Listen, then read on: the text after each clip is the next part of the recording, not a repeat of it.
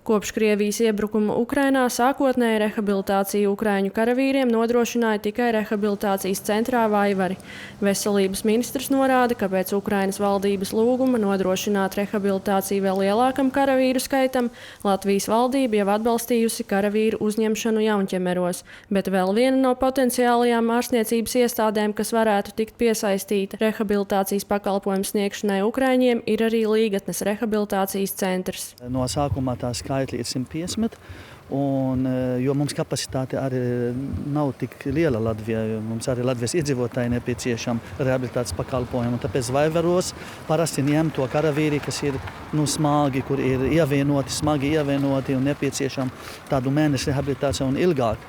Tāpēc nebija iespējams to kapacitāti palielināt to skaitu. Pēc tam mums bija sarunā ar Jaunķemeros, un tagad šodien esmu Līgatne un arī ar vadību un skatos, ka tomēr arī mēs varēsim Līgatne arī piedāvāt tādi karavīri, ko varbūt netik smagi, vai arī pēc Vaivaros. Līgatnes rehabilitācijas centrā norāda, ka tam ir visi vajadzīgie resursi pakalpojumu sniegšanai pacientiem, kuru stāvoklis nav akūts, bet nepieciešama rehabilitācija vēlākos ārstēšanas posmos.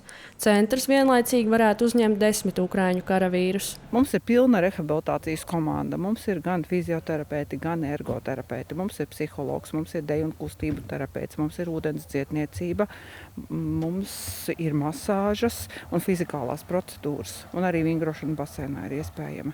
Tā kā mēs varam uzņemt dažāda veida pacientus arī no Ukrainas. Veselības ministrs min, ka veselības aprūpes joma Ukrainā ir ļoti noslogota, tādēļ medicīniskā palīdzība Ukrainai ir nepieciešama visu laiku. Ik pa laikam arī vietas, kur vairs nav karas darbības, notika arī uzbrukumi, kā mēs redzējām Kijeva, piemēram, bērnu slimnīcā dažas nedēļas atpakaļ.